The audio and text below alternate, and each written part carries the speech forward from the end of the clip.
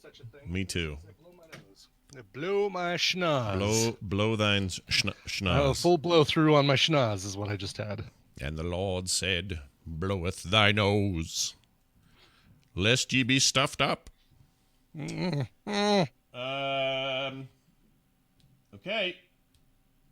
Okay, all right. Now, Dr. Tolbert's in the chat. Listen, don't you have patience? Aren't you supposed to go be checking somebody's testicles or wiping a pap smear or doing something? Well, why don't you call me when you have no patience? No respect. I get no respect. I guess it was, why don't you call me when you have no class? Oh, is that what it was? Was that in that movie? That was in Back to School. Back He's to School. hitting on the teacher, and she says, "Oh, I can't go to dinner with you. I have class." Oh, why don't you call me when you have no class? Bert Lahr from The Wizard of Oz. Put him up. Put him up. Oh my gosh, how'd you remember that guy's name? That's impressive. Holy shit. All right, let me open my iced tea. Because I'm a trivia guy. You are a trivia guy. Waddles Hal. Here goes the beginnings of what should be the greatest episode of podcasting of all time. Let Todd Cochran know that we're about to begin. And it starts in 3, 2, 1. Take the chicken wing, it's soft, and use it as a suppository.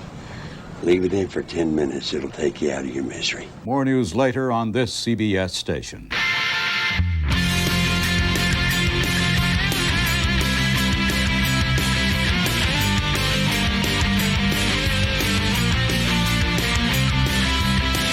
The morning stream. Save it for the French.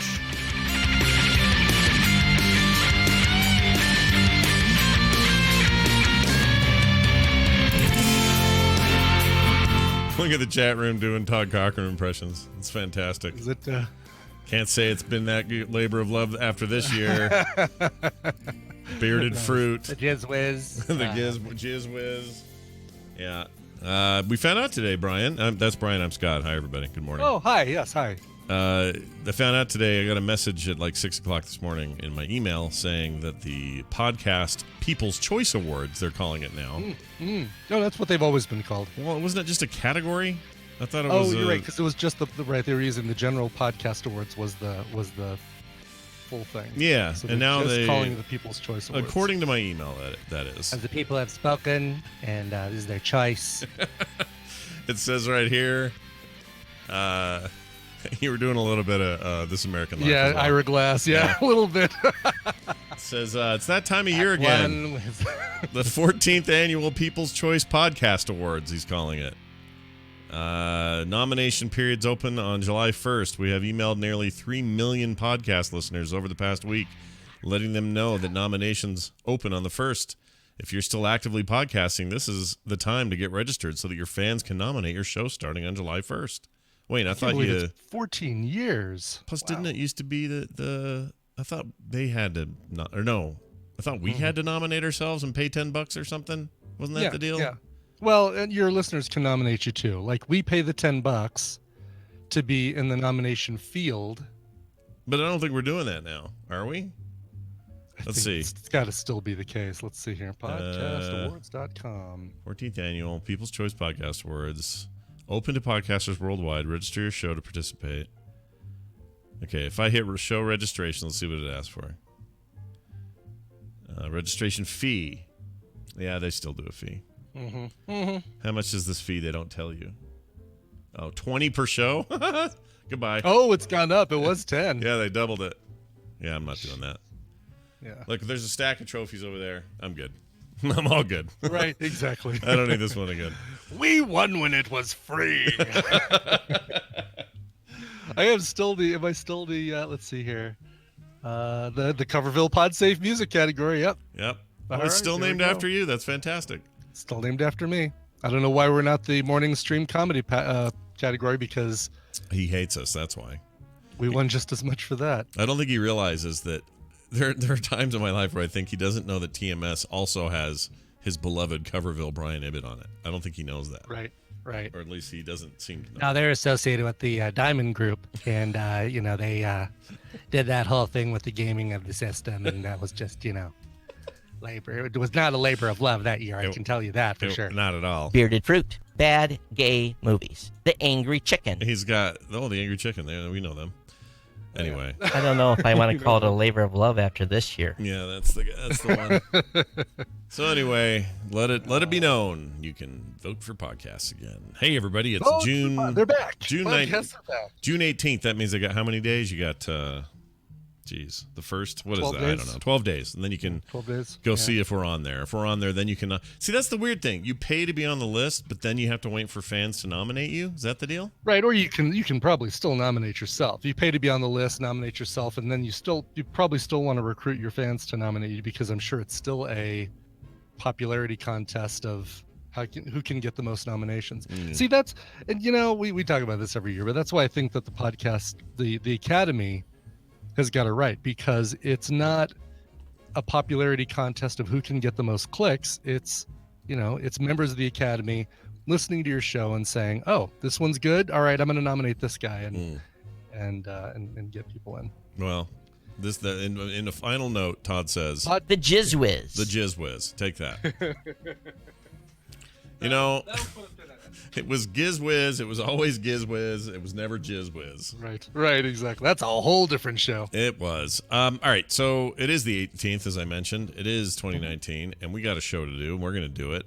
Sent my daughter off to Japan this morning, so that's not me getting rid of her. She's going on a trip that was her choice to go. You're going off to finishing school in Japan. You better come back a sumo wrestler or a sushi chef, one of the two. Balance a book on your head. Like a proper lady. No, she went there for a trip. She's going with her cousins. They're all going together. One of which is staying there for 2 months because his wife is Japanese and is having their next baby in Japan so that they can have dual citizenship. Cool. I don't know if that's just a backup plan or what that is, but she may represent the first birth in Japan's in the entire year. That's not true, but Japan has a terrible birth rate. Anyway. Is she going with somebody who speaks the language, or? Well, so she'll be with this pregnant sister-in-law bunch who's totally native, but also Thatcher knows. My nephew Thatcher knows the language really well. Her other cousin Lexi does not. So if Carter and Lexi are ever just sort of lost out on their own, they will be, they won't know what to say or do. But Carter, right. It's still pretty easy to kind of get around and do stuff. They're used to tourists, right? They know what's up. Yeah, they totally know what's up. Yeah, they know you want noodles. Yep. Where's the hardcore cartoon porn, that kind of stuff. You know where to go. Right. Oh, geez, yeah. Stay out of not Shibuya. Where is it? Akihabara. Oh, stay out of Akihabara. Really? Because I thought that was the cool video game place. Is that the porny place now? It is. It's porny. It's at like every retail store along that main strip in Akihabara is either a maid cafe, an anime little figure porny shop, or a retailer of really good deals on electronics. Oh, okay. I had no idea. I thought it was just game stuff. I don't know why I thought that, or anime or something, but I guess it goes deeper. It goes deeper. I mean, it's gotta appeal to it's got to appeal to a wide variety of people. So it appeals to the dads who are there, carefully looking at the scantily clad anime figures as they walk by, and it appeals to the. What's a maid cafe? Tell me what a maid cafe is. What's that? That is where you go in and you are treated to desserts usually by an attractive younger Japanese lady in a maid outfit, who comes when you call. Basically, she is at your beck and call, and she takes pictures with you and does kitty ears and stuff like that. And I mean, USA are they straight #1, up? Are they straight up like hookery and stuff? Like, could you say, "Hey, no. okay, You can't get any. Any. You can't get any of that stuff going on there. But all right. I mean, I've never been, have no idea. But it was she's fun. Tristan and Tina and I did that. It was like, there was a whole bunch of stuff on our list to do. We had to go to the robot restaurant and watch a robot battle. We had to go to that restaurant with the dude who came out in the frog costume with the puppet on his wiener. Oh, right, that guy. We had to go to a maid cafe. We had to go to a ramen place, a yakisoba place, or yakitori place. I wanted fish waffles, Yeah. which are not really made of fish. They didn't have any more fish waffles. We asked for more fish. waffles, and they wouldn't give us any more fish waffles. I've never heard of that. Is that a thing? Fish waffles? Oh yeah. So there's a place that is older than dirt, and it still uses the same cast iron things to make these waffles that are filled with the sweet red bean filling. That's really, really good. There's only 3 or 4 of these. There was a Bourdain episode that talked about it. And it's like, oh yeah, we totally got to go there and check it out. And it's delicious. It was really good. A little, crusty on the outside, soft and warm and tasty on the inside. But they're just shaped like fish. Are they they're not sweet? actually. Oh, okay. So they're Yes. still kind of a pastry then. They're not a. They're basically waffles in the shape of a fish with red bean curd in the middle of them. Okay, that sounds all right. I'd eat that. It's fantastic. It was so good. Why do they call them? Because they're shaped like fish. That's the only reason they call them. Yeah, fish. and I called them fish waffles. There is a way better term for them that's not fish waffles, but It sounds like something Colonel Potter would yell, doesn't it? fish waffles. Fish waffles, he'd say. As somebody, Major Burns, get the fish waffles out of my office. I could totally hear that. I guess did those two not overlap? Oh, they did. Yeah, Burns was there They for a while, actually, multiple seasons. Yeah, Winchester didn't show up till I want to say he had 4 seasons left is all. He wasn't there very long. I mean, he was there long enough. 4 seasons is long for anybody, but yeah, you had Frank for a while. Yeah, Here we go. It's called taiyaki. Taiyaki. It is a Japanese fish-shaped cake. It imitates the shape of the Japanese red sea bream, which is named after most common filling is red bean paste that is made from sweetened azuki beans. Other common fillings could be custard, chocolate, cheese, or sweet potato. There was a place, can't remember where it was in the city, but we went there and it was one of the original places to make this, and it was like centuries this thing has been around. Really? Wow. Yeah. All right. Absolutely delicious. And the red bean paste, it just doesn't sound good. Like, red bean paste. Yeah. It doesn't sound good. But it's like this, it's like a sweet, like not as sweet as like a custard or a chocolate filling, but semi-sweet filling that's got such a great, rich flavor to it. Nice. When you looked at it, did you say this? You, fish. Did you do that? No, I didn't, but boy, I wish I would have now. Yeah, now that you think about it, it would have been the right thing to do. All right. Well, anyway, I'm excited. I'm nervous. Not nervous, just, it's weird. Carter and I have an attachment, and it's hard for me when she goes anywhere. And, we collaborate, and we create art together, and we're always laughing, and we share memes all day. And, I've got a really good relationship with her, and so we can still do this. She'll have her phone. We have an international data plan. She can send up pictures, and it's all exciting. And it's not like this is the 1800s, and I'm sending her into a 3-month ship of freaking dysentery, right? It's not that big a deal. But, Please write to me. But, send me your let me know when you have arrived. Some 3 months from now. How long is she going? I guess total of 8 days is how long she'll be gone. A day and a half of that is travel, so so I guess good 6.5 days of Japan, and they're gonna go. They got one of those $200 go anywhere super train deals.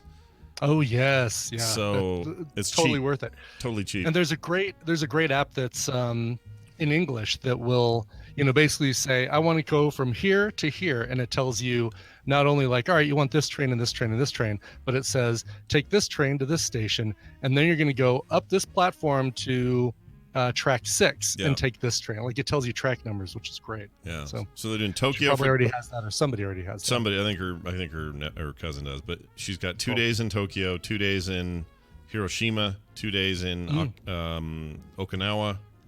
I think that's it. Nice. But everywhere, pretty much everywhere that you can go that matters. And she's going to that place where they have all the monkeys. Monkey Island, or a or bunch of hot tubs filled with monkeys. No, I don't know if it's that kind of. It's the ones that are in the thing. That's the frozen one. Yeah, just the Monkey Island. Yeah, the Monkey Island where they steal your phone and stuff. They'll come up and grab your shit and run. Great. It's that kind of monkeys. And I told her, I said, be very careful because people lose their bags and their phones all the time.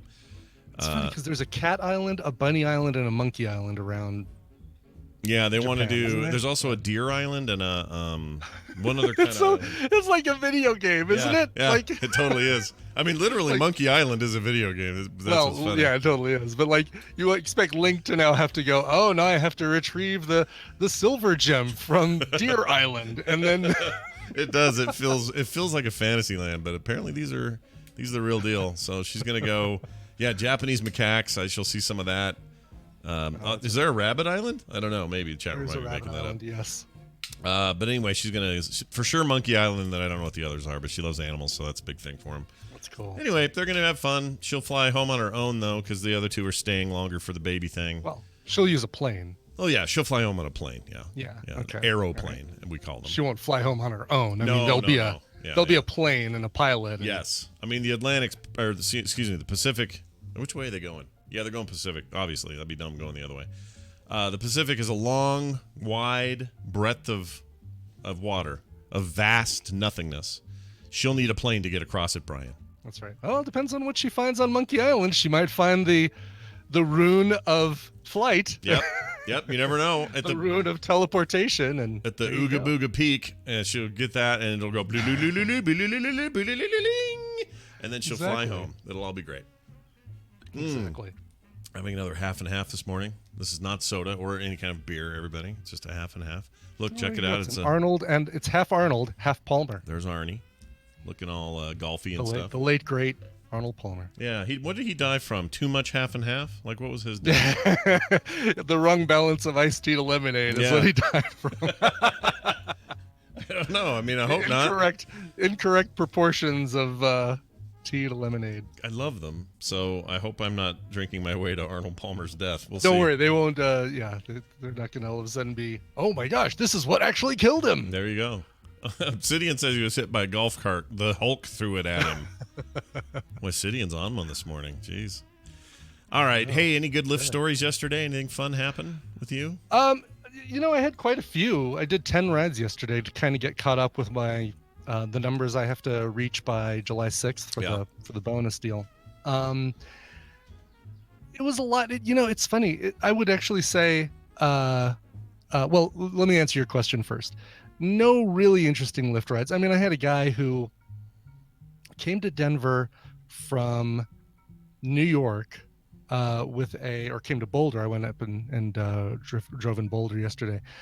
Came to Boulder from New York with a coworker. The place where they work is also where his ex-wife or soon-to-be ex-wife works, and he's going through a really nasty divorce. And the two of them had this big heated conversation in the back. I mean, I felt like if I was a chauffeur, I could have done up a little window between just to kind of increase the privacy. But Sure. He's like, so, what? I know she's been sending you texts. What has she been saying? Can I see the text? And she's like, yeah, you can see them. It's just basically calling some mean names and da da da. I was like, wow, what the heck is going on? I want to drive these people around longer and hear the story. But of course, even when they say something funny, Yeah. I don't react because I don't want them to feel like I'm sitting there listening in. Right. So he says something like, well, she's a total catalyst for me. And the woman he's with says, oh yeah. Oh really? What's a catalyst? And he says, you don't know what a catalyst is? and I can't react. Right. Like, jeez. You don't know what a catalyst is? You don't know what a catalyst is? It's the finest automobile made by American Motor Corporation. That's right, the GM catalyst. Wow. So I can't react. And it's funny because I know there's a big difference between me and what I do and what maybe like a sex worker does. Oh, yeah, but there I would are hope a so. lot of parallels. And I was thinking about that. When you're driving, you've got somebody who isn't in the car talking.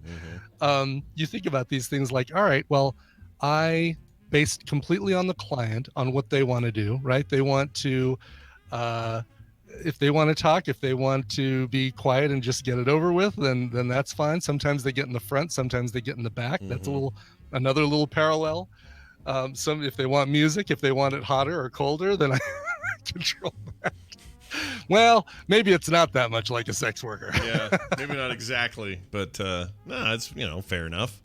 But I mean, it is a similar thing. Like it's Um, people in the chat room having fun with the very little, very much like a sex worker. Yeah. But I mean, yeah, it is much like, with the exception of the actual sex part, it is basing it completely on. It's a very intimate experience because we're enclosed in a vehicle and it's just the two of us or just the three of us if I'm driving more than one person around. Right. And I base everything completely on the cues and the signals and the body language of the rider. If I'm going to talk, if I'm going to be quiet and let them do what they want to do, it's very, in that aspect, That one way. It's That very, one very way. Yeah. similar. No, exactly. I totally get Right. that. Like, you're like anybody who's doing a hospitality type service, right? Right, but like a person at a check-in desk for a hotel doesn't have to do this as much, right? Right. Because it's Right. That's true. yeah. If you got like somebody who's, rolling around with you all day, it's more like that. Like I'm trying to think where you like if Right. you have a I know, personal it's like, assistant or something. again, like that. you're enclosed in a space where it's you and the customer. I mean, like a personal trainer would have this, a massage therapist would have this, where they've got this solo experience that where you're basing it completely on cues from the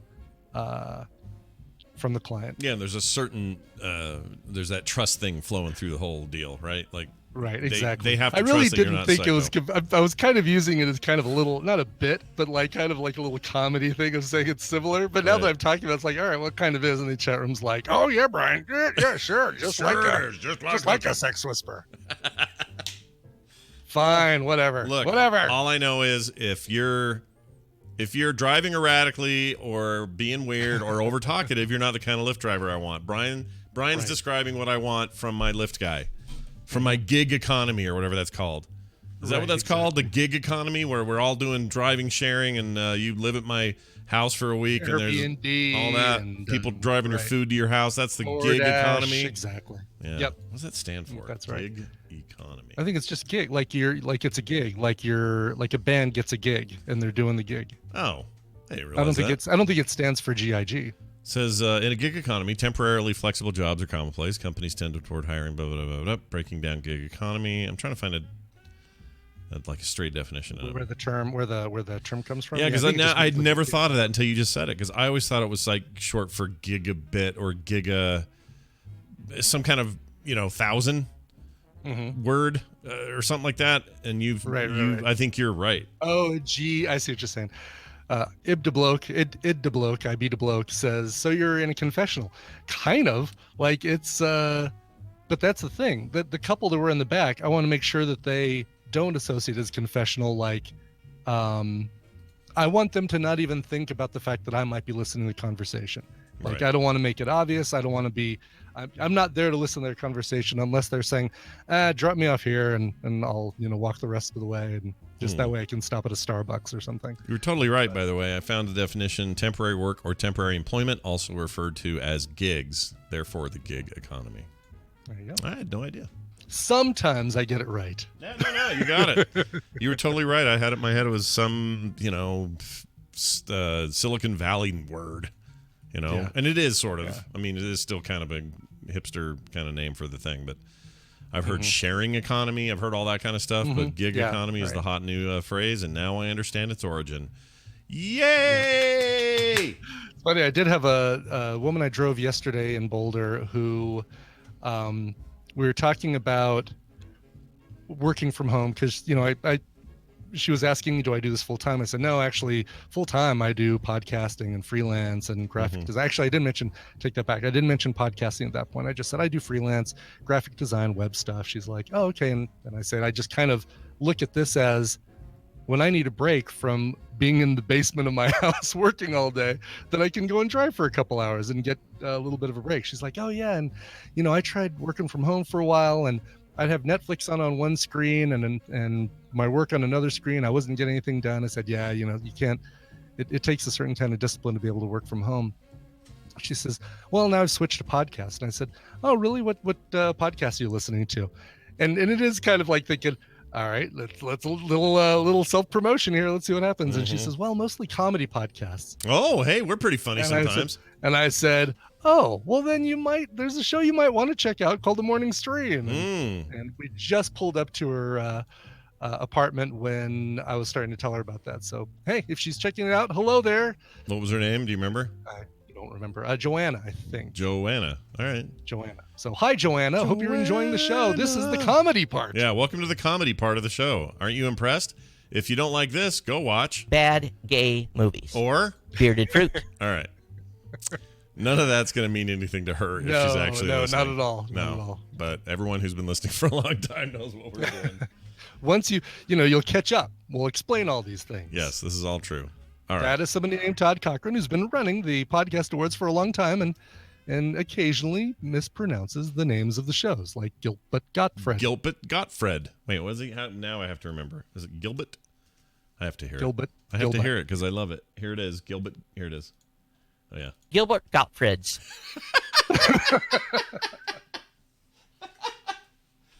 Never not entertaining to me. I don't know if that was my name he was saying. Somebody yesterday said I need to listen to Gilbert Gottfried's podcast because there was somebody on yesterday that I would have really liked, and I don't remember what the hell was going on. Does anyone in the chat room listen to that? It's supposed to be something real good. Talk in that voice for the entirety of the podcast, though? I don't know. That's a really great question because you rarely hear that guy out of character. The only time I've ever heard it was that time you and I were watching. Well, we all were watching Film Sack for the Ford Fairlane movie. Oh, right. And he just kept a real low, normal tone in that movie, and I'd never heard him do that before. And so one would assume that if you're going to do a podcast and it's any kind of long form, you can't be screaming the whole time, right? No, that's got to be hard on the ears. This is like Bobcat Goldthwait. Like if he, for a while there, even when he was on talk shows, he was still doing the Bobcat Goldthwait bit, the voice, even like answering questions. Yeah, I got this movie coming out. But then after a while, after he started doing some serious movies, he started he was talking normal, and I'm not sure what I like better. Yeah, it's hard to say. I heard him on an interview recently, and he just is normal sounding ass dude. He never talks like that anymore. Well, anyway, good stuff. Now this. This is your radio newscaster with another exclusive sensational summary of world and local events. It's the news, and it's brought to you by ducks. Aflac. They are so weird. They are weird. It's funny you said Aflac because at the lake here, I went out looking for Mendoza yesterday and did some video and stuff. Can't find him. Don't know where he is. No. Okay. He seems to be missing. I haven't seen him since, I think it's almost been 2 years since I've seen hide nor hair of that nasty goose. He's just not around. So I don't know if he's dead. Hide nor feather. Yeah, there you go. And I don't know if he's dead or flown back to China because he's some Chinese knobby head goose, brand goose. Just a weird-ass goose, but he's never there anymore. But his old entourage is there. These 3 or 4 ducks that used to troll with him all the time, they're still there, and they still all hang out in the same little brood. His cronies? His cronies, yeah. His little, they do all his muscle work, I guess. I don't know. But there's a white one, and that's the only one. So this entire lake full of all these multicolored different, there's mallards and other, I don't know all the brand of ducks, but there's a billion, I say brand, what's that? Not species of duck. Variations of ducks. All these variations of ducks. Species. Okay, sure. Hundreds of them, and they're all looking different, and a bunch of little babies right now because that's the time of the year we're in. It's super cute watching little moms, ducking these ducks around. And then there's this one white one. One. That's all there is. And he is the most obnoxious duck in the world. And it makes me wonder if that's why the Aflac duck is based on a white duck, because something genetically in that duck maybe is different than the other ducks, because they're all just kind of going meh, meh, meh, meh, like that. He's going across the lake, just constantly barking off his annoying quack. And I don't know what's wrong with that guy. He sounds like some jerk, a drunk guy at a movie theater who laughs at everything. That's what he reminds me of. He just wants to make sure all the other ducks know that he's here. I'm still here, everybody. I'm still here. And yeah, it's super annoying. But anyway, we were there doing duck stuff, and like I said, he can be my wingman anytime, though. Absolutely. He's got 2 of those, so he's got you covered on both left and right. But there's these ducks everywhere, and these mama ducks and their little tiny little baby ducks following them, the mamas around. It's super cute, and we're feeding them. It's good to feed ducks peas, by the way. Ducks like the peas because Really? they're fresh peas. They float. These are uncooked peas, like right out of the pod. Yeah. They float, and so they're easy for them to get, like bread or whatever. But unlike bread, which is full of all kinds of crap the ducks don't need. Peas are a good vegetarian, kind of a good food for them. So peas, everybody. If you're going to feed the ducks, give them peas. Don't give them bread. Totally true. And do you do the frozen? Because this says the telegraph.co.uk says use frozen peas, lettuce, or grapes cut in half instead of bread. Why 'cause frozen it causes peas? algae, disease, and rats. Oh, maybe they just mean it can't be mushy peas or, Oh, that's probably what they that's mean. right. Because the Brits are all about the mushy peas. That's true. But here, these are just we bought them at the farmer's market. They're like fresh peas and they just float. Oh, cool. Anyway, they loved cool. it. It was great. And yes, we did appease the ducks, says Doug the Coder in the chat. Anyway, we're feeding the ducks. We're doing it. It's great. And all this is fun and everything. But the white duck starts coming over to us going, and all the other ducks are just like, oh my gosh, what is he doing here? He comes over there and he starts pecking on all the babies because he's a dick. Oh my gosh. They'll just be like a little brood of 5 ducklings will be around its mom, and he'll just go over there and go, and start pecking at him. And I picked one up and threw it with his beak, threw a baby duck, and the mom's freaking out, trying to protect him and all this. And he was just trying to get more peas. You little dick. He's a dick. I hope you didn't give him any peas. I hope you gave him bread. No, I think I may have beamed him on the head with a pea, and then someone else ate it, and that was good enough for me. But he was a jerk, man. And you got to hear this duck. I mean, I wish I had. I don't have audio of it, but he's just. I should have recorded it. But he's just constantly yelling at all the other ducks. Just a little a-hole. I hated him. Anyway, that's what today's news is brought to you by. Hey, Brian, check this out. Yes. I played a clip yesterday. Oh, yes, you did. I may play it again. Let's give some context. Let's play it again real quick. Here's this guy. I gotta find it real fast. So people here. can't be born again guy, right? Yeah, this is the guy. Here he is. He's the fake meat guy. I'm gonna play him one more time because he's our first story today. When you go to your favorite fast food restaurant, you're going to be eating a fake hamburger. You're going to go to the grocery store and buy a pound of fake hamburger or a fake steak, and you won't know that it was grown in some big corporation's laboratory. This is the nightmare world that they're taking us into. They're changing God's creation. Why? They want to change human DNA so that you can't be born again. All right, that's his thing. Watch as I make this leap. Yeah, a couple of giant leaps. First of all, he doesn't know how DNA works. Right. First of all, but second of all, my biggest problem with it is he says you're going to go into the store and buy fake meat and not know. No, you'll know. Yeah. No, you'll know because it'll say impossible meat or regular meat. Yeah, you'll know, and plus it'll taste different. You're never going to be fooled into this if you don't really want the meat that's made from plant products, which, by the way, is not artificially made from. He makes it sound like this stuff's being mushed together from freaking skin cells and somebody's butthole. Like that's not what it is. Right. He also sounds like Dennis Hopper. Initially, like when at the beginning of that clip, I was like, "Is that Dennis Hopper?" Hold on, let me hear it again. When you go to your favorite fast food restaurant, oh my gosh, dude! He may as well have a patch on and telling Kevin Costner where to go. That's awesome. Right? Yeah, a little bit. Nice, Except he's dead. Nice call. Oh yeah, he's dead, isn't he? I keep forgetting he died. He doesn't. I know. Seem Yeah, dead 10 years ago. Pop quiz, hot shot. Dennis Hopper, dead or alive? He was only 2 years dead when we started the show. Think of that. Yeah. Wow. Actually, no, less than a year dead. We started in 2011, didn't we? Yeah. Oh yeah. So less than a year. Yeah, You're right. He died in 2010. That's weird. Well, that body's probably gone now. It's probably all eaten up by worms. Because of and fake stuff. meat. Yeah, the fake meat. But anyway, so I take issue with that. First of all, that you're going to go into the store and be duped into getting a steak that's not real steak. No, you'll know the entire time, you big dick. Okay, second of all, in some corporation's laboratory. He says we're going to be a race of soulless creatures, and says end times. So here's who it is: end times broadcaster Rick Wiles. That's who this is. Warned everybody on his True News program. Because it's got true in the name, you know it's true. Yeah, it must be real. I mean, how else could it not be? He says that the rise of companies like Impossible Foods, which is developing plant-based alternatives to meat and dairy products, is part of a satanic plot to alter human DNA so that they can no longer worship God in their way. God is an environmentalist, he continued. He takes this very seriously. He created this planet. He created the universe. And he's watching these Luciferians, which is like saying devil people, I guess. Yeah, sure. Like it's a religion.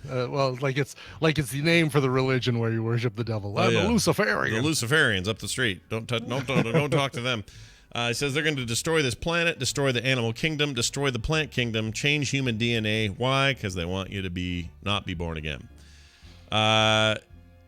Yeah, DNA doesn't work that way. Also, it's plant-based. No. It's and also, why would all the animals be destroyed if you're actually not going to kill as many if you eat more plant-based meat alternatives?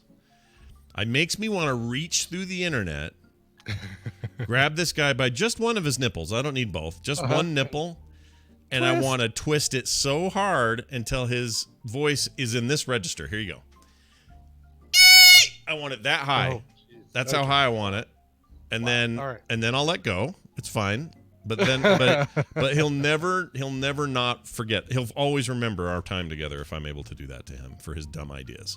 Okay, perfect. That's what I want to do. I like that idea. I think it's a very good idea. I freaking hate it.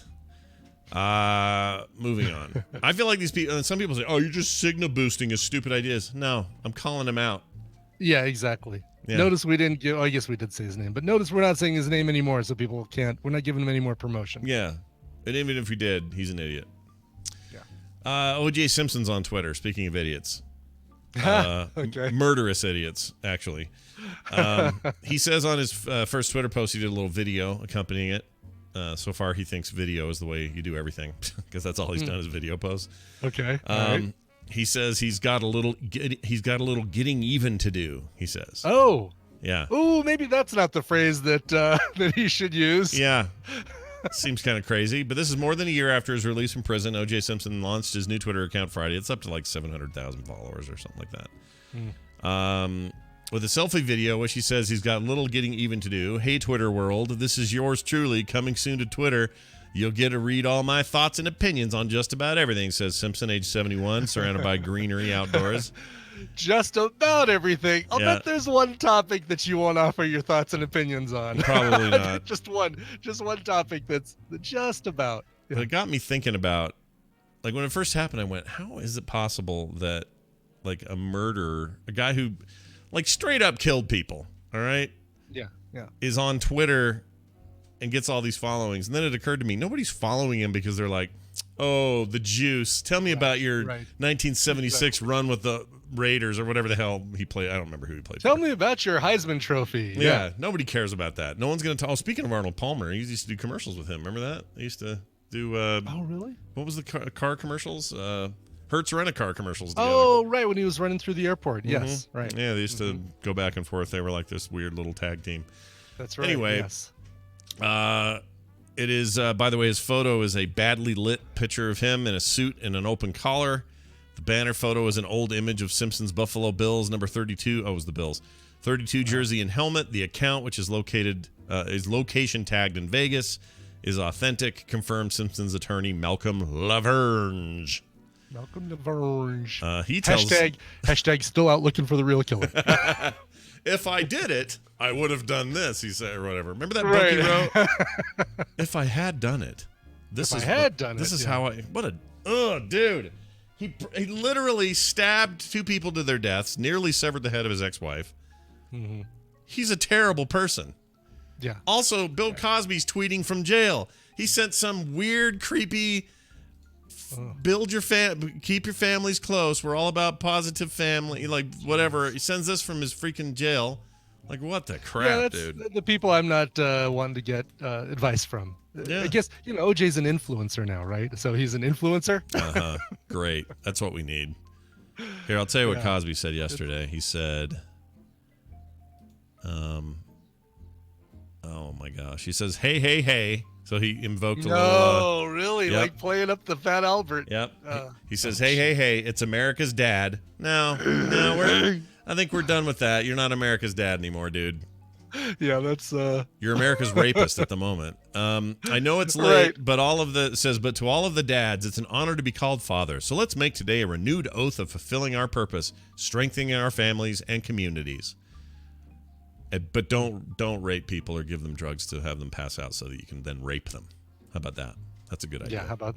I'm so bummed that we never got a Charles Manson Twitter account. Yeah, it's too bad, right? It's too bad. Yeah, we talk about the ultimate influencer. Yeah, he's out of there. He's gone. Unfortunately, he never did that before he passed away. Sidian. I know Yeah, Sidian. I'm not going to bring it up, but you're right. If I say it, I'll get emails, and I'm not in the mood. No. But he's right. He and I agree 100% on that. He's just the in chief. Yeah. All right, you guys heard Brian said it. I didn't say it. So, all I said was Yeah, Brian said You can catch him on Twitter at Coverville. All right. Well, anyway, whatever. O.J. Simpson's not going to do anything but annoy me there. I can't follow that. Probably people shouldn't follow him because what's the point? You know what I hate? I hate people who cut in front of me in traffic. It makes me so mad. Hashtag blessed. And then the next one to be, man, I went to Target today. Saw a guy that looked just like Ron Goldman. Hashtag blessed. Happy Father's Day, everybody. Can't do it, dude.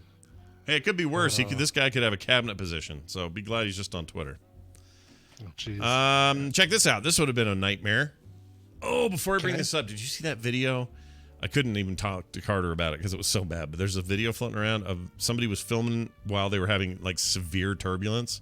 And it was so bad that the flight attendant and the big drink cart, which were right there in the middle of the thing, it bounced up so hard the drink cart smashed into the ceiling, came down, and drinks went everywhere. Obviously, everybody's all soaking wet, but it was that bad.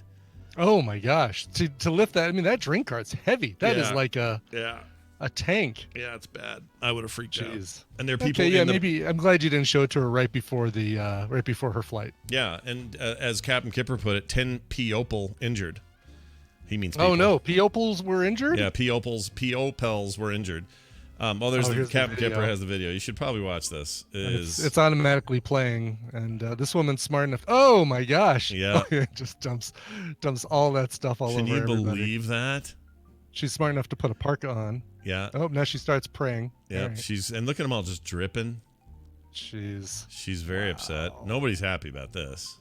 Yeah, I'm surprised they had the drink cart out because usually when the turbulence starts, the captain says, all right, flight attendants prepare for turbulence, and they wheel everything back, and the flight attendants get in the jump seats and stuff like that. Maybe it was just really sudden or something. Like happens so quick that they didn't have time to react. But that's just freaking. Oh yeah, rough. you can even see that the cart is kind of upended at the end of the video there, like. Yeah, he didn't go right back down and just sit. Just 2 creamer, please. Thanks. Just 2. Only needed the 2. I didn't have to work that hard to find the tomato juice. Next time I'll just get You whatever. could have just told me you don't have any Coke Zero. That would have been fine. That would have been okay. 10 people injured though. Nobody severely hurt, but still, that's pretty gnarly. Okay. Well, now there's this one. Guy hit his flight attendant and then barfed. So this is a thing. An Indiana man. You always barf first and then hit the attendant. Barf, then hit. Yes. B&H, we call it. An Indiana man. Known only as Mike Pence. No, it's not Mike Pence. Is facing federal charges after allegedly causing a disturbance and striking an attendant on a Paris-bound flight from Indianapolis. He was on his way to Paris. 5-page complaint filed in federal court in Detroit. Charges that Ian Robert James Moran, we'd like to change that to moron, with interference with a flight crew member and flight attendants, forcing pilots to divert the aircraft to Detroit Metro Airport. I've been there. Actually, he was heading to Paris. That might it could be pronounced moron, because like Pierre Cardin, that's spelled D-I-N, so. Oh, yeah, it could be. Well, then that's an I that's pronounced ah. I'm going to call him moron. I have no problem doing that. It says here, an FBI agent involved in the case said the 21-year-old passenger began yelling and acting erratically about 40 minutes into the Delta flight. As the crew tried to calm him down, it took a violent end or turn. Moron, whatever, hit one of the flight attendants with an open hand. to the left side of her throat near her carotid artery. Okay, let me try that again. Her carotid artery. I still said artery. Artery. Oh, my gosh. Get that word out, Scott. The agent said, according to documents... Right in the neck? Yeah, right in the freaking neck, dude. Oh, jeez. OJ just retweeted this article, by the way. Oh, that's great. Great. I knew we could count on him for the good content. Yeah, that's right. Let's see. Morin continued to yell and attempted to hit the flight attendant again. During the altercation, he barfed. He was just like fighting him and then went... Oh, can't stand violence. Yeah, totally. Can't stand his own violence. Airline employee and passengers helped restrain him, and they got him down there into Detroit. The aircraft needed a cleaning following the incident. Well, duh. He was released on $10,000 unsecured bond. I don't know what that means. What's the difference? Unsecured versus secured. What does that mean? No idea. I've only been in jail just the once, so I don't remember the differences between the two bonds. I hope, I mean, that's a bad thing to have on your bucket list, but maybe I'll go to jail one day. I don't know. Is that kind of a hope? Not really a hope. I'm sure you could go to like one of those jail museums and see what it's like. You know, have them close the door and put you in do that. Now that you say that, striped outfit. I did do that. I did that at Alcatraz. So I did do that. Well, there you go. Where they have you go in with the audio thing and they shut the gates on you and then they open them again. It wasn't like that Brady Bunch episode where the guy then ran off with all your, kept you in the cell and then ran off with all your stuff. No, I don't remember that. Was that a thing? That was when they went to the Grand Canyon, I think. Oh my god! And they found the ghost town, and this old miner guy. Oh yeah, well, why don't you try stepping in and see what it's like being in jail? And they all got in the jail cell. And then he locked it, and he drove off in the family truckster in the station wagon. I don't remember any of that. And I think he had a change of heart and came back, if I remember correctly. It's been a while since I've seen that episode, but is it in the seasons where they, the tiki and the Hawaii and all that? It was, yeah, because remember every season they had like a big trip. Like either it was the tiki one or they went to the amusement park. Right, they had like a family vacation episode all the time. Mr. Brady was done exactly, and there were always two-parters. Yeah. Yeah, that's dumb. Isn't that dumb? Oh, it's Mr. Howell. That's right. It was. That's right. What's his name? What's his face? Bill Burbank. Thurston. Bob Burbank III. Bill. Jim Backus. Jim Backus. Jim Backus. Right. He was the old miner. I'll get you on these cells. Mr. Magoo is who that was. That's right. That's exactly who it was. Oh, great. Someone captured me trying to pronounce Caruruoted Ortery. Let's see what it sounds like. Okay. Here we go. Okay, there's no sound, and I don't know why. Okay, Carotid Ortery. Okay, let me try that again. Her carotid I could not get that out, dude. Oh, that's fantastic. Okay. BioCal found a JPEG of the Brady family in jail. You look at that and you can hear the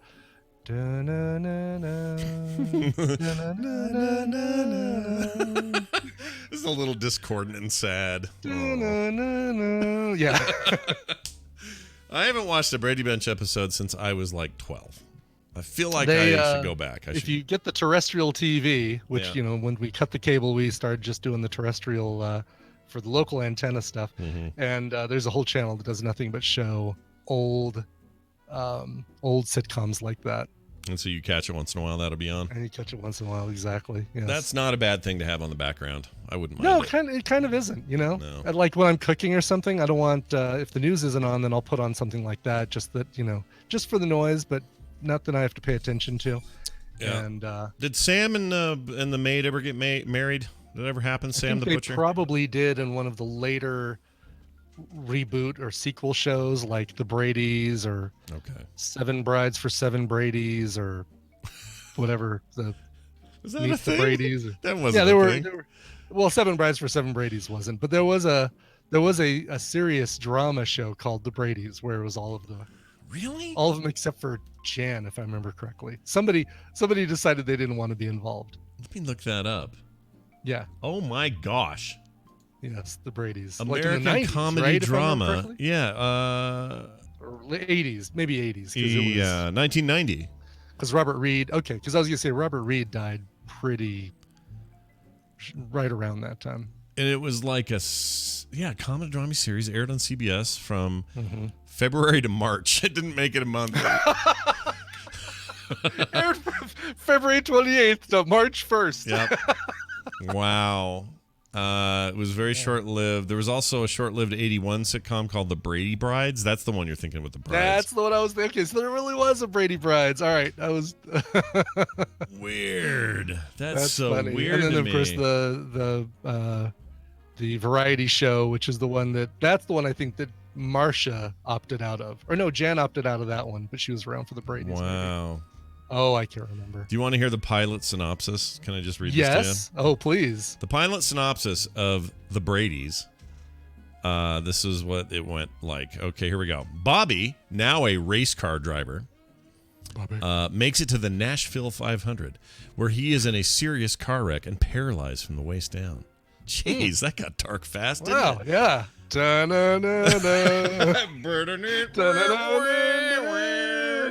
Says Marcia and her husband Wally, who lost another job, and their children, Wally. are living with Mike and Carol. Peter breaks up with his business-minded fiancée Valerie, played by Mary Cordery, and becomes a playboy. So now you got Peter being a playboy there. And then Jan and her husband Philip are attempting to get pregnant. Do we get to see that? Jeez. Greg, following Bobby's car wreck, considers going back to medical school and changing his specialty to orthopedics. That sounds like shit. That does. Martha Quinn, a VJ Martha Quinn from the early days of MTV, was Bobby's wife. Oh, is that who that is? Yep. And Jonathan Taylor Thomas was Greg's son. All right. Right on.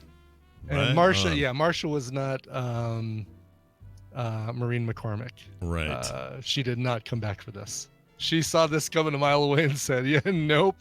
What I didn't know is that at the age of 88, Ann B. Davis finally died. Yeah, she was Colorado too. She Yeah. was from here. 20. Or Oh, grew you're up right. there, I should say. She was born in New York, but quickly immediately moved to Colorado. It's like it's like my wife. My wife was born in. No one ever knows this, but she was born in Nashville. But she immediately went home to Mississippi and grew up there. But she's technically from Nashville. So take that, everybody. Anyway, she died in San Antonio, Texas. Go Spurs. All right, moving on. That was in just 2014. That wasn't that long ago.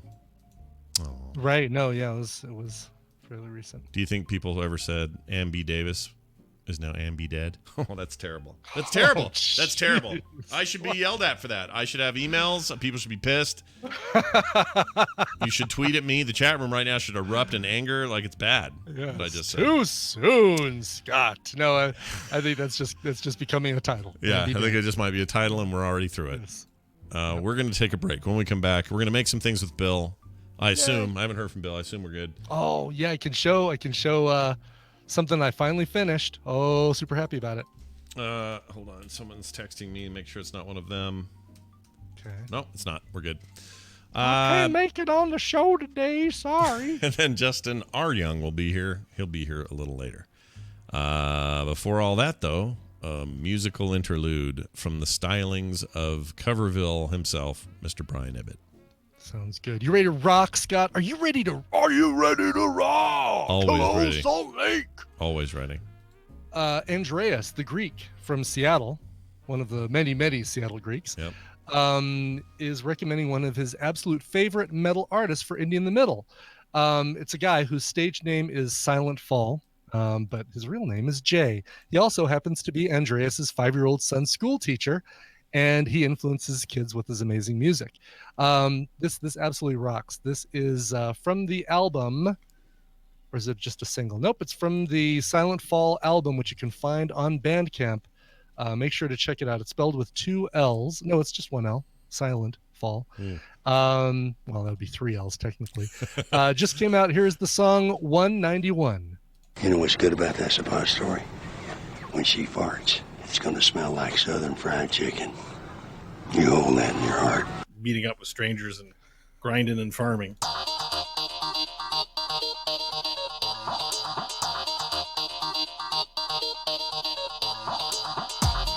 Check between the sausage and the bun. This is the morning stream.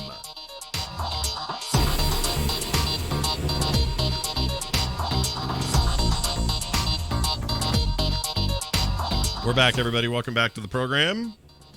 Let's get Bill in here and check his oil. Let's check his oil.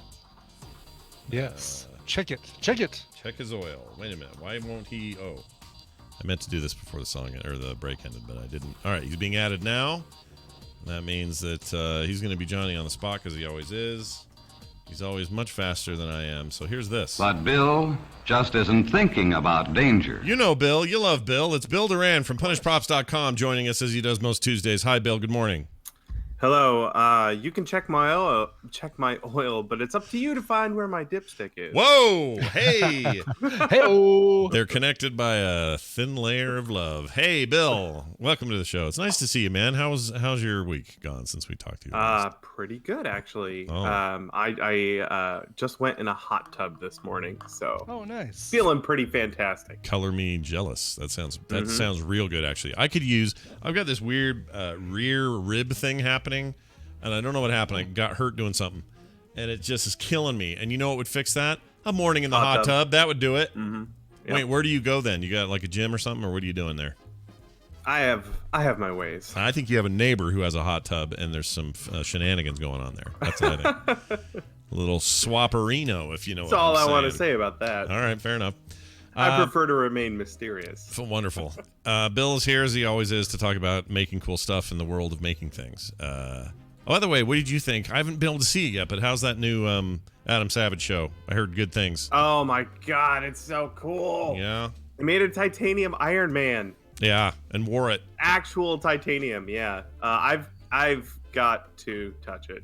Yeah. It's great. That seems really cool. I need to catch up and see that episode. I'm super glad to have that brand of thing, excuse me, back on the air, because I feel like Mythbusters left a big hole, you know? Yeah. There are other shows that kind of do some similar stuff and poke around in that zone, but it's not the same.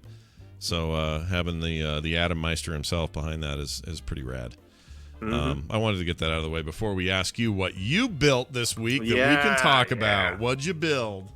I did something Brian might be a little excited about. I also did an Iron Man project. It's not titanium.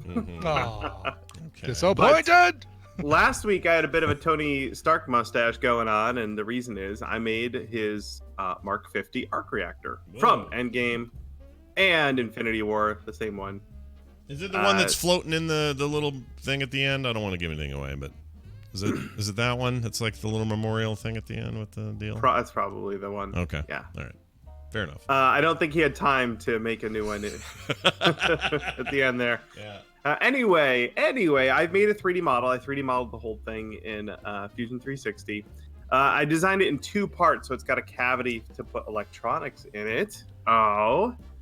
And those files, if you want to print your own, I put them up on punishprops.com. So for free, people want to go 3D print their own Mark 50 arc reactor. Can you show me? Can you tell me what you're showing this on your phone? Like, what's this app you're using on your phone to do this? So I modeled everything using Autodesk's Fusion 360, but they have an app on your phone so that you can view those files to show clients or whatever. Oh, that's so cool. It's like a 3D model viewer. Yeah. That's awesome. Okay. It's pretty handy.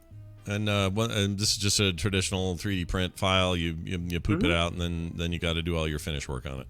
That is correct. But Brian, if you want to 3D print your own arc reactor, the files are there for you. Nice, I totally do.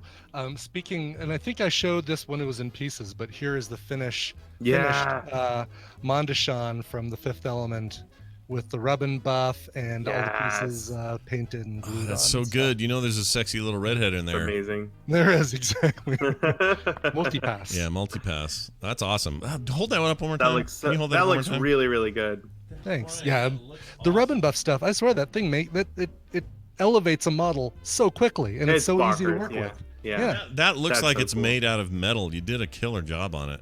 Mm-hmm. Yeah. Thanks. Yeah, the undercoat of primer and sanding, and then an undercoat of black before I did the rub and buff definitely helps with those edges, like getting the color. And I owe it all to Bill, learning this technique from Bill. So you could do the same thing.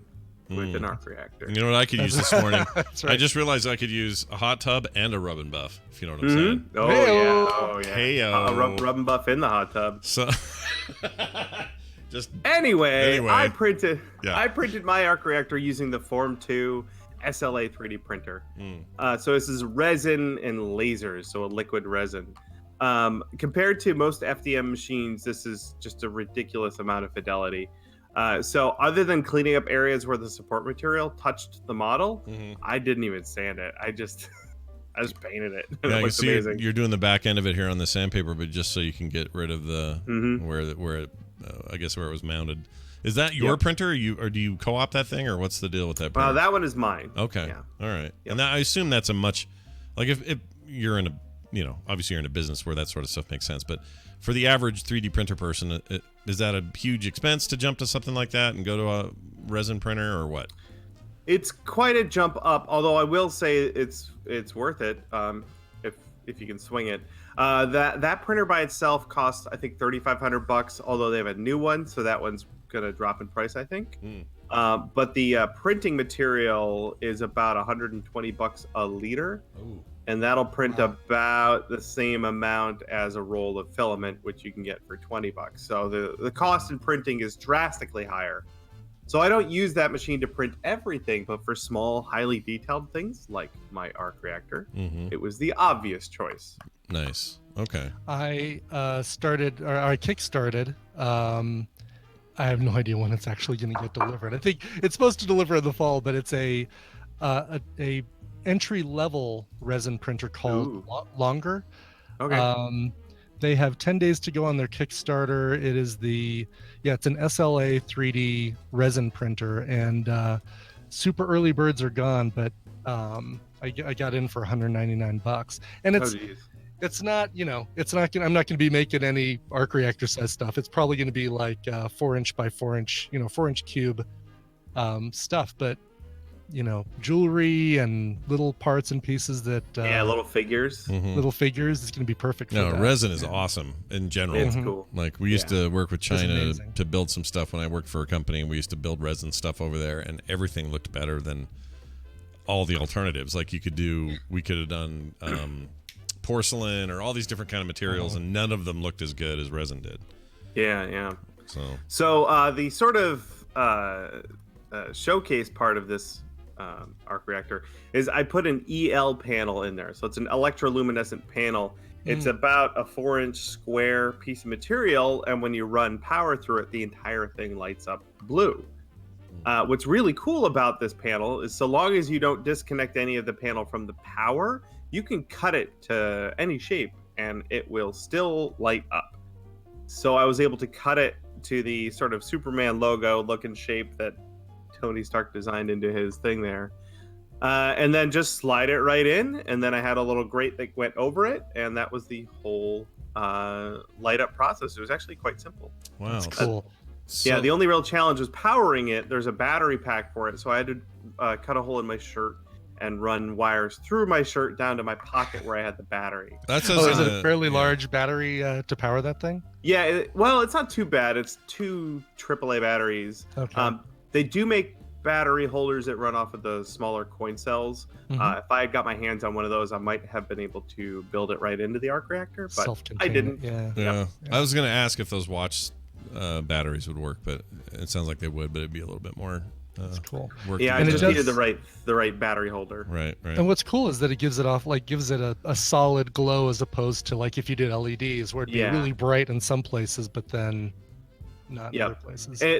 LEDs are great. They're far brighter than EL panels. The problem is you end up with really hot spots. And if you don't have a lot of room, and I was working with like a centimeter worth of space here, if you don't have a lot of room, you can't get those LEDs away from the material they're shining through, so they don't get diffused. They're really, really hot. But also the EL panel was ridiculously simple to wire up. It's just 2 wires sticking out the back of it. Do you let's see, I'm watching you attach it to the shirt. Is that a permanent attachment, or can you move that around? The hole is permanent. I did have to cut a hole in there. Yeah. But the attachment is just with magnets. So there's a panel that goes inside the shirt, and the arc reactor magnets to the front of the shirt. Okay. All right, that makes sense. So you could, it's not so permanent that you could toss that shirt and do a different shirt or whatever. Yeah. So were you ever tempted to just make this look really good under a shirt like he wears his a lot? I thought about that, but I spent so much time 3D modeling all the details in that thing. Yeah, I know. It would seem a shame, right? Yeah, it'd be a shame to cover it up. That's true. Yeah. Yeah, it's pretty. But and also, I don't know. You'd probably be willing, at least for photos or something. But you ought to put that attached to your skin. Just. Oh, you could totally. Hiding the wire would be difficult. Not impossible. No. But I could totally stick that to my chest. It's really rad, man. Yeah. This may be one of my favorite things I've seen you do recently. It looks really good.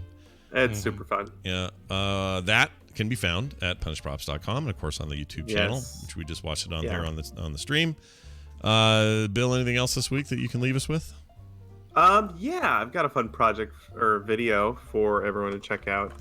Also, remember to at punishprops.com, free files to download and print your own arc reactor if you want to do that. Pretty good. Anyway, yeah.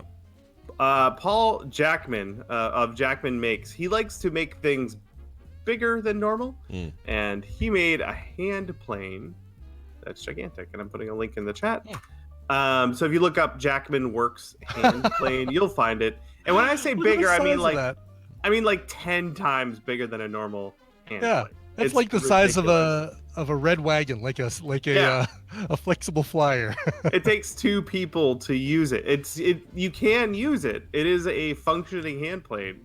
It just takes more than one person to hold it. So the point is just to make an overlarge thing that's normally small, right? That's the idea. Because yes, but I bet if you had a big piece of wood and you wanted to plane the surface of it, you could just do it in one pass. Yeah, it appears it works. Like straight up, it's like functional in the way that it's supposed to be, but just large. See, I love that kind of thing. I like things that are way over. When I was a kid, I obsessed until I could find one of those giant oversized pencils. I wanted it so bad, one that's like this big. But I'm also obsessed about miniatures, so I'm not obsessed about normal sized anything. I want tiny stuff or I want giant stuff.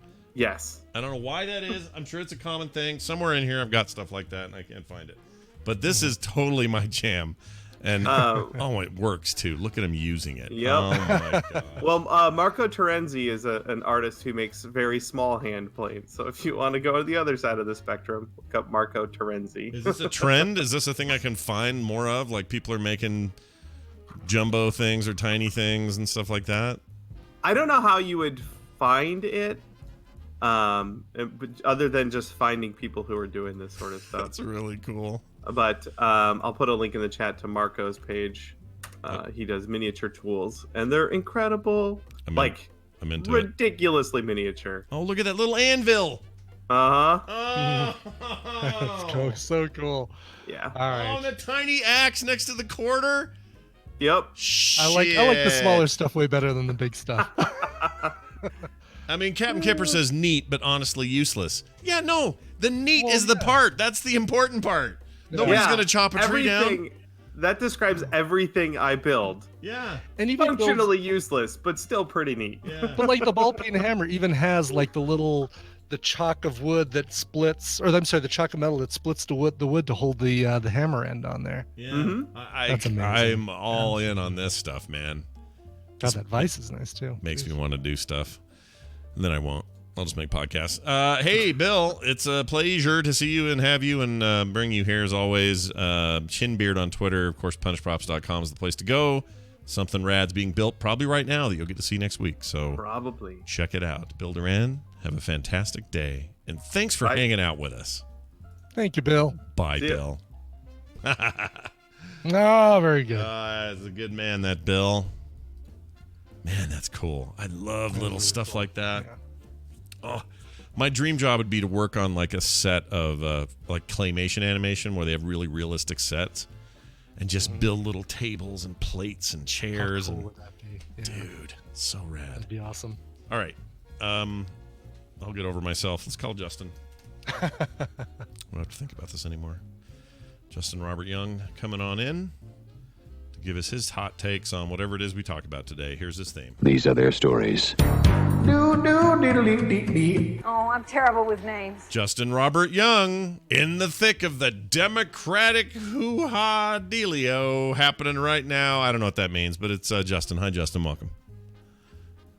Oh, can't hear him. He's muted. Mutation. Works for everyone else. He's muted. All right, how about now? Now we hear you. There we go. Yep, there you are. Hi. Yeah, one of those random switches to push to talk thing. Yeah, I know. You love those. You love them, you hate them. You're also a little quiet, and I have you at max, and I don't know why that is. But ooh, look at the new screen, though. What a great program. Schmancy. Whoa, look at that cool. Yeah, look at your cool thing over there. What is that? Is that a screen? Oh, this little thing? Yeah. This little thing. Yeah. Oh, this little thing? Yeah. That's cool.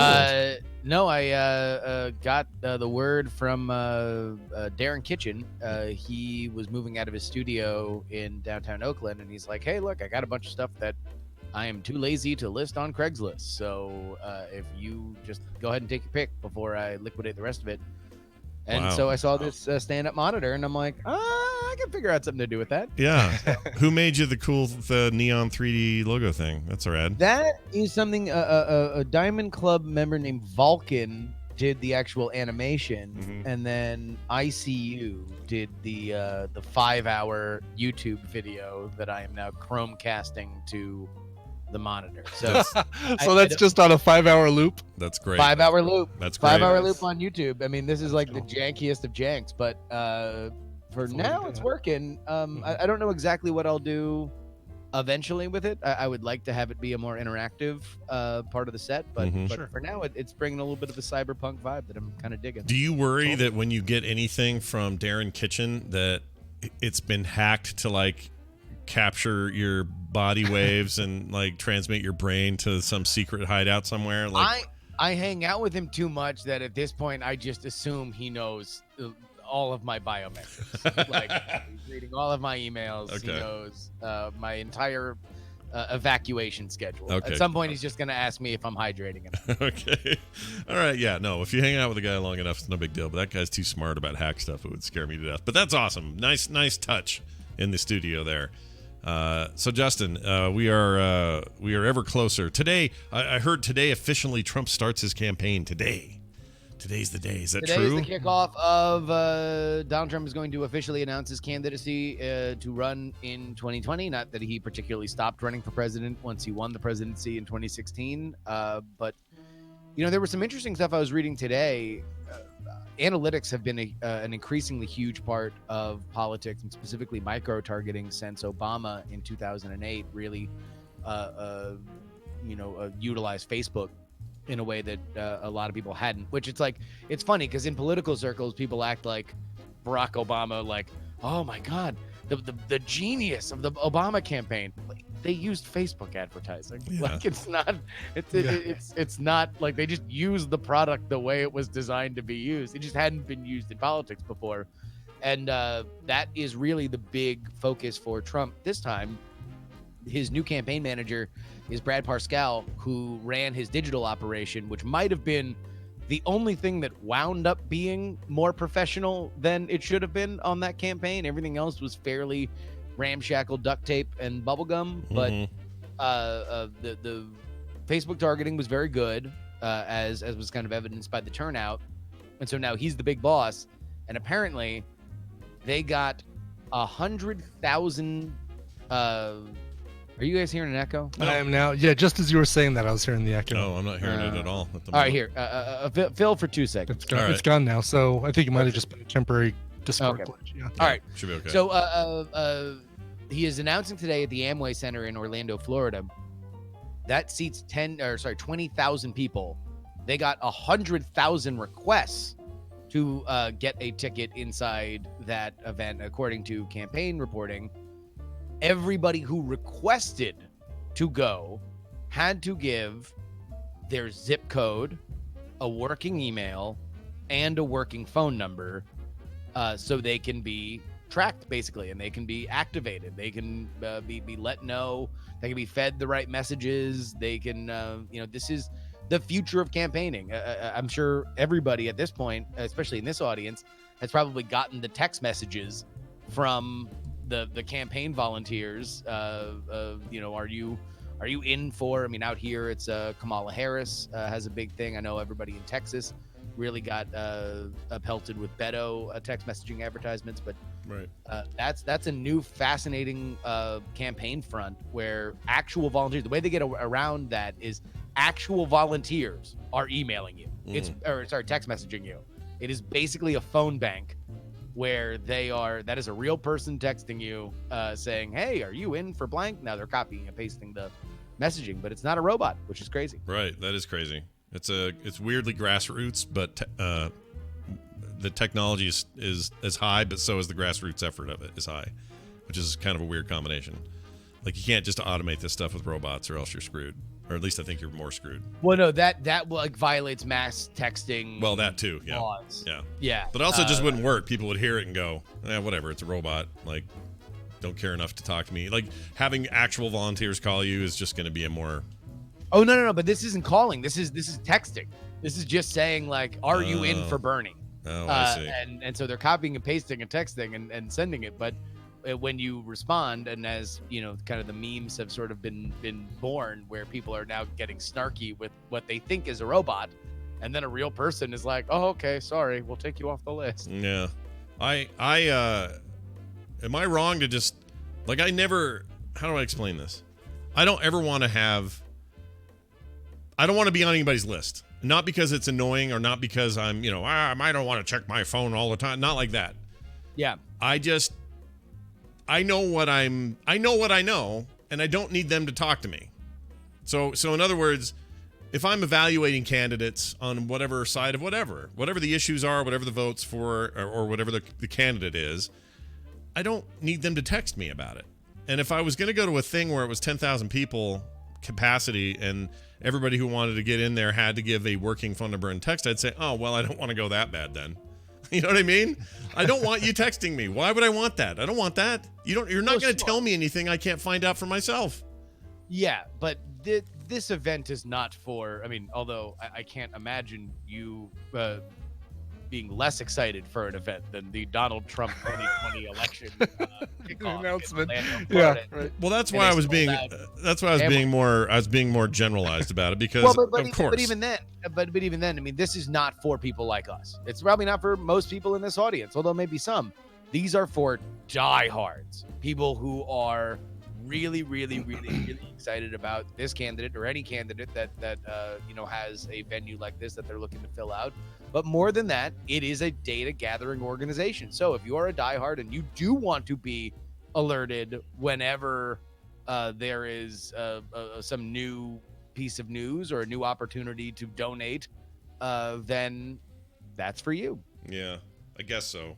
I mean, I know that's for people, but I just cannot imagine a scenario where I want that. The only time I want text... Oh, I can't imagine going to political events. Right. I cover politics for a living. I love politics. The concept of anybody going to a political event seems bizarre to me. Yeah. Like, it's like, whatever. It's the same stump speech. You can look it up on YouTube. Who cares? They're going to play some dumb song. Although apparently Andrew Yang is now coming out to Return to the Mac, which I think really a theme song of all time. Wow, that's awesome. But other than that, yeah, I mean, I don't know. They seem like boring, crappy events. Do you? So this thing he's doing in Florida is his big kickoff. Yeah. He spent 100 days there last year, so clearly has an interest in Florida. Florida continues to be the battleground state it always was.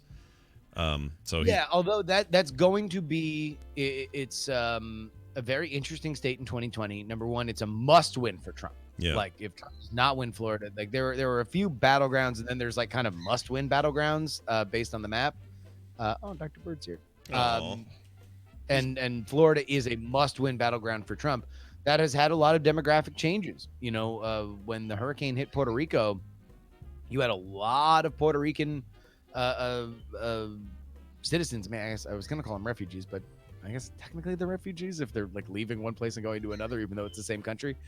But they decamped to Florida, right? And so now there's a huge demographic influx of Puerto Ricans, which by and large tend to be Democrat in general, probably anti-Trump in specific, considering some of the feelings toward him in Puerto Rico. So Orlando, and specifically Orange County and Volusia County around there, those are going to be big key places that he is going to have to win, because that's where a lot of the Puerto Rican community is settled. Right. What do you make of his 4th of July thing where he's going to make that? Didn't he do this last year? I feel like everyone's freaking out about he's going to make it about himself, and he's speaking and it turned into a party for Trump instead of celebrating the country. I feel like that happened last year, so I don't know why everyone's freaking about it this year. It's probably just because that's the cycle, and I'm being naive when I say that, but is there anything specific about this 4th of July thing that anyone should care about? I mean, probably not. I don't even know what you're talking about. So supposedly, let's see if I can find it. I mean, I keep seeing this. You look for whatever this thing that you're freaking out about. I'm not freaking out about it. I'm not freaking out about it. I'm just saying. Captain Kipper asked, how gerrymandered is Florida? Remember that gerrymandering is only really a factor in House races. That's where the districts are drawn up and then gerrymandered to only include the demographics that are likely to vote for you. And statewide races, and effectively a presidential election is a series of statewide races, then you're not dealing with gerrymandering, because you're not looking at the at things being counted up county by county base, or a district by district. It's county by county. All right, here it is. The Guardian. I'll just use their version of this story, but it's kind of everywhere. Trump's 4th of July plans spark alarm. Whatever. It says here, Donald Trump's plans to speak at the 4th of July celebration in Washington has set off bells over the prospect of politicizing the most sacred of American holidays. The president is politicizing this, blah, blah, blah. Let's see. He's going to be at the Lincoln Memorial. This is where this is happening. And he's going to do some big thing. He tweeted, hold the date. I'll be having another one of the biggest gatherings in the history of Washington, D.C. on July 4th. It will be called A Salute to America and will be held at the Lincoln Memorial. Major fireworks display, entertainment, and an address from your favorite president, me. So that's all. But I'm just trying to figure out why everyone's freaking out about it. I'm not even freaking out about it. I just don't understand why it's a big deal. Isn't this a thing that happens all the time? Like, don't these guys get up and make it seem like the 4th's a bigger deal than it is? Or to be honest, I guess the only thing that holiday related things that I know the president does every year is he does the turkey pardon. But other than that, I don't know. I guess they have a Christmas party. Yeah, do they light a tree? They do that. Yeah, they light a tree. They do an egg roll for Easter. Egg roll, yeah, the egg roll. But other than that, I don't know. If you were to ask me, put a gun to my head and say, how did the last 4 presidents celebrate 4th of July's?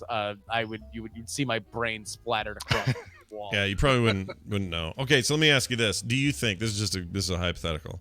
Do you think when they told the president that he's in charge of an Easter morning egg roll, do you think he thought it was like an egg roll like he'd get on a plate from a Chinese restaurant? Can I get some Ugu Gai Pan with that? Yeah. Brian does a pretty good Trump. Let's put that out there. I think he just very slyly pulled out a packet of sweet and sour sauce that he's had for over 50 years. That seems fair. Father's. That seems fair. And then they said, not that kind of egg roll, and then he very casually put it back. So can we do just a quick pulse check on leaders in the primary side of things for the Democrats? Like, it feels like Elizabeth Warren's gaining traction. She is. Why is that, do you suppose? What's that about? She was the first person to call for impeachment. That was really the inciting incident to her poll numbers turning around. A lot of people, for whatever reason, the reporting on it has seemed to center around like, oh, she has so many proposals. And she certainly has. But she's been putting out proposals the entire time she's been running, and it hasn't done anything for her numbers. When she was the first person after the Mueller report came out to say that Donald Trump should be impeached, that turned around her numbers. So obviously there is a segment of the Democratic primary electorate that has responded very well to that. She's done very well in Iowa. She apparently hired a very good staff in Iowa as well, so that might affect there. But really, here's your trend lines. Okay. Especially in Iowa, Biden, who has been the far and away prohibitive favorite in the early going, he was up by... he was up into the 30s where nobody else was really cracking the mid-teens. He has come back down to earth a little bit. He had 2 issues, one where he flipped on a thing called the Hyde Amendment, and the other was he had been describing China as not a threat to America's economic future, and he flipped on that as well. So he's had a bit of a rocky, considering everything has been sunshine and rainbows for him up till this point, a bit of a rocky couple weeks. Elizabeth Warren has surged. Bernie has kind of just been doing the Bernie thing. He's got his hardcores, but he hasn't really moved up, which is slightly troubling for him, considering he does need to build a coalition if he wants to win. But then other than that, Mayor Pete has also surged, and Bet 2.0 as the sequel, not much more compelling than the original, considering he rebooted his campaign, and that effectively has only meant that he's just going to repeat what Elizabeth Warren said 2 weeks ago. Do not bet on Beto. That's what you're saying. Is that what I'm hearing? Yeah. Okay. I have long been bearish on Beto. I thought that he ran a terrible last final month of his campaign in Texas. I thought he was bad debating. I thought that his success had just as much to do with the fact that Ted Cruz is not as popular, even with Republicans in Texas, as people might think. And him running for president has demonstrated that I do not believe he is ready for this level of competition. Yeah. Ted Cruz is kind of a goblin. I think that was working against him. Not so much that Beto was the reason. I kind of had that same. Well, I mean, I think that Beto was a great blank slate. Mhm. Like, Beto looked like the guy where it's like, oh, who's the guy to turn Texas blue? And it's like, oh, this dude seems like he just walked out of a really hip Texas craft beer brewery, and he's got a great recommendation on a mixtape. Yeah. And it's like, that looked like new Texas. It looked like liberal Texas. Ted Cruz obviously is somebody that's a controversial figure, not only nationally but also within the state of Texas. So the question for Beto is, after running a very close statewide race, should he have run for president or should he have run for Senate again? Because John Cornyn, the other senator, Republican senator from Texas, is up in 2020. So should he have done that? Maybe. At this point, maybe. if you could turn back time, if you're Beto, you might have thought hard about that. How's the rest of that song go? If I could turn back time. If I could find a way. There it is. I There knew it is. you'd have it. Yeah, of course you'd have it. Justin has all the answers. All right. Well, there's our update. There's our political update for the week, everybody, with Justin Robert Young, who probably has more happening this week than any of us because he's a hardworking man. Justin, what can people look forward to from Justin Robert Young? Hey, if you like politics and you're anywhere in the Northern California area, well, then I got a live show coming up at the end of the month. It is June 29th. That is a Saturday. Normally, I've done these things on Thursdays, on Wednesdays, because it's cheaper to get the venue. No. Now we are going big. Prime time, baby. Come on and hang out. June 29th at the Piano Fight Theater in San Francisco. And by the way, that's Pride weekend in San Francisco. It is a great weekend to be in the city. It is super fun. So do yourself a favor. Come on out. The parade's on Sunday. Come see me on Saturday. We'll all hang out, grab some drinks, and have a good time. The show is called Can I Finish? It is going to be me making fun of the debates that just happened in Miami. Yeah. So we'll have all sorts of fun clips and sounds from the debates that literally will have happened the night before and the night before that. And some classic debate gaffes and clips as well. It'll be, I guarantee you, it's going to be a blast. So go ahead and get your tickets. bit.ly/PX3 June. Again, that is bit.ly/PX3 June. You have no excuse if you live in the area. If you live outside the area, you should also go. Justin Robert It's Young. also an excuse. Yeah, it's also an excuse. Justin Robert Young, everybody. Check him out. Justin R. Young on Twitter. We'll see you later. All right. Brian? Yes, sir. Yes. I had to crank him up so much I had to change volume on a lot of things. I'm going to fix that real fast here. There So we go. weird that video, I don't know what happened to Discord in the last week. Some update, obviously, because I do remember an update getting installed, but I lose your video about, I don't know. It freezes, It's right? in the Like show. it freezes Oh, for a there we second? go. It freezes, and then it just goes black. It just turns black. I have no idea. And I get Bill, and I see his video, but then Yeah, it's really Are weird. you saying that video turns black? It's not supposed to be black. It's not supposed to be black? Yep. Yes, that's All exactly right. what I'm saying. Well, poop. That's not Yeah. what I don't like that. Maybe it's something with the way I'm configured. I'll have to dink around with it. Because as far as I know, nobody else is seeing me freeze or disappear. So maybe just me and you thing. I don't know. Yeah. If it's just me, that's fine, because people need to see the show and they can see the show. And if it, if there's one person that it should happen to, it's me. Yeah, I agree. But also I'd feel bad if it was just you. But if it is just you, then we'll live with it. Hey, look at this. We got a mashup. I'm going to play it. It's apparently me playing RE2 last week. So This is the time. If your kids are there, just know there are a few S-bombs coming your way. We will hear shit potatoes. Yeah. It's almost a guarantee. You're not going to hear any F-bombs. I don't do those. They're just not natural to my speaking. Imagine if they were. Boy, would we be screwed. So, boy, howdy. Yeah, it'd be real bad. But I want you to enjoy this. This is apparently me being an idiot again. Here it is. Enjoy. I got me a Chrysler. It seats about 20. So come on and bring your... Oh! Reset all me shite. Let's play this video game. It sure is shite. For shit's sakes. Double tap, double tap. It's not doing anything. There's trash bags all over the place. The wall looks like shit, doesn't it? Well, that is some poor shit. Oh, no. This is shit. Oh! In the nuts. Right in the anus. I'm coming down to get my scepter. You better run. Holy shit. Look at his weird anus. A weird little anus. I got the thing. I'm yelling timber. I don't even know if I want to go up that way. Shit! Shit! Balls! Oh! First aid spray. Sure like me some first aid spray occasionally. Nasty. No, what was it? Shit. Hate these. Where am I putting this stuff in my butthole? Oh, frick! Oh, gosh dang it. You better not eat an herb for that, you clumsy dip. Shit. Oh, hello. Shit. Ah! What do I do with him? Oh! Run like a motherfucker. Go, go, go, go, go. I don't like Mr. X already. Run! Is X gonna give it to me? I don't think I can do it with him. I can't do it. Oh, he can come in here. Shit! Ow! You're coming too fast, you weird dude. You're coming too fast.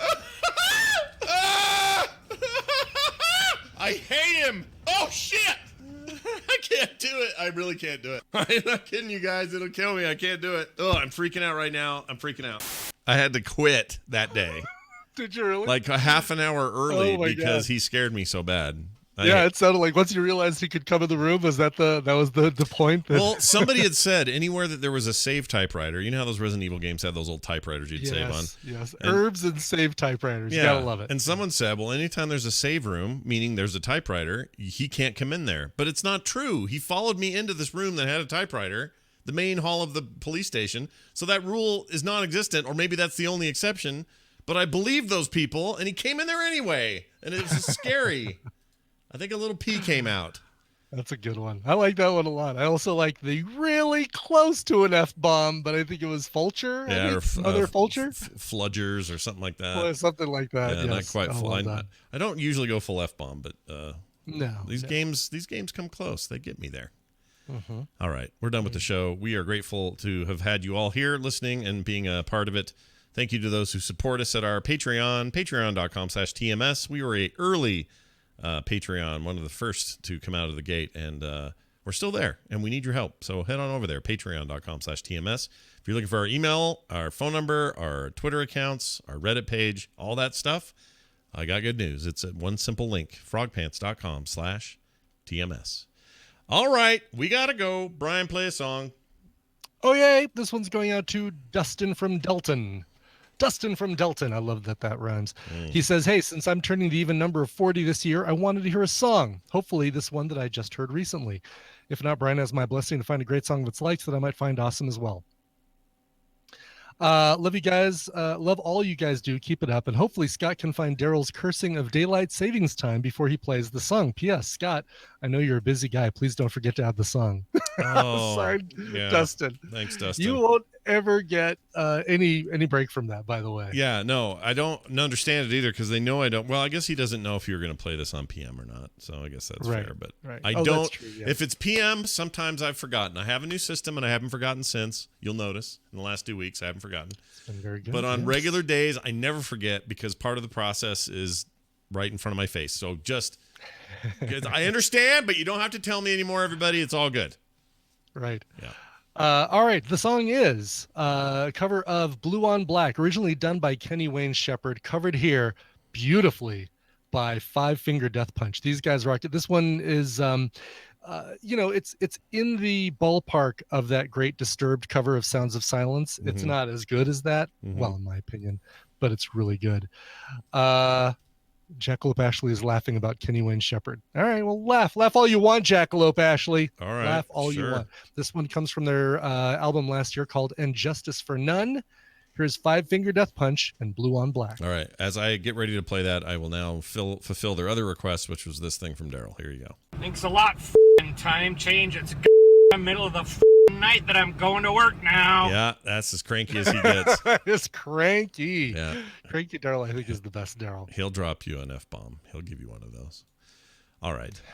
Here's that song. I love Five Finger, and so will you, everyone. Thanks for joining us. We'll be back tomorrow with another episode of the show. We'll see you then. This show is part of the Frog Pants Network. Frog Pants Network. Get more shows like this at frogpants.com. I like your floor. I like your floor. All right, there you go. What were you laughing at there at the end? Someone in the chat?